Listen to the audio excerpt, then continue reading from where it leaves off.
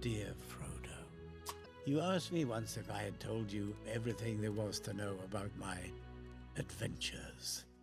And while I can honestly say I have told you the truth, I may not have told you all of it. I am old now, Frodo.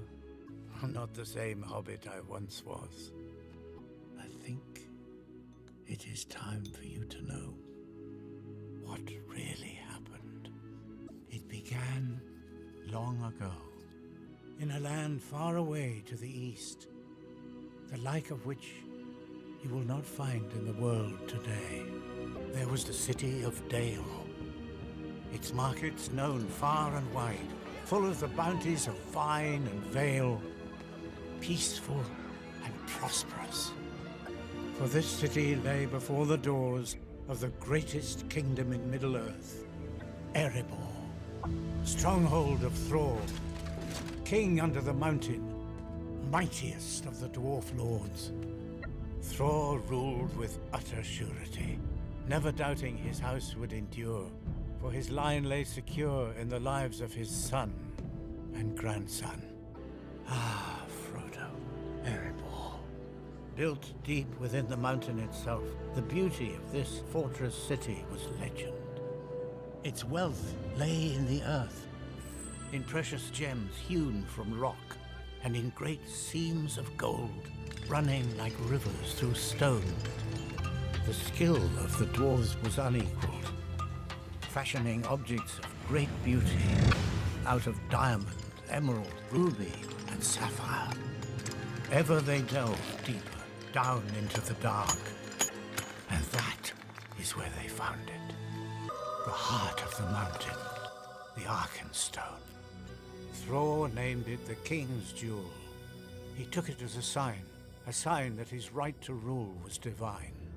All would pay homage to him, even the great elven king, Thranduil. But the years of peace and plenty were not to last. Slowly the days turned sour, and the watchful nights closed in. Thrall's love of gold had grown too fierce. A sickness had begun to grow within him. It was a sickness of the mind, and where sickness thrives, bad things will follow.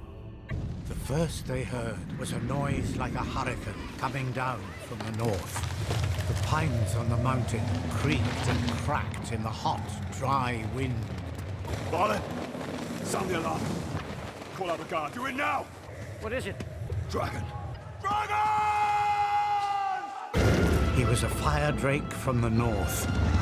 Smaug had come. Such wanton death was dealt that day, for this city of men was nothing to Smaug. His eye was set on another prize, for dragons covered gold with a dark and fierce desire. Erebor was lost, for a dragon will guard his plunder as long as he lives. Run for your lives! Help us! Thranduil would not risk the lives of his kin against the wrath of the dragon. No help came from the elves that day, nor any day since. Robbed of their homeland, the dwarves of Erebor wandered the wilderness, a once mighty people brought low. The young dwarf prince took work where he could find it, laboring in the villages of men. But always he remembered the mountain smoke beneath the moon, the trees like torches blazing bright, for he had seen dragon fire in the sky, and a city turned to ash. And he never forgave, and he never forgot. That, my dear Frodo, is where I come in. For quite by chance, and the will of a wizard, fate decided I would become part of this tale. It began as you might expect.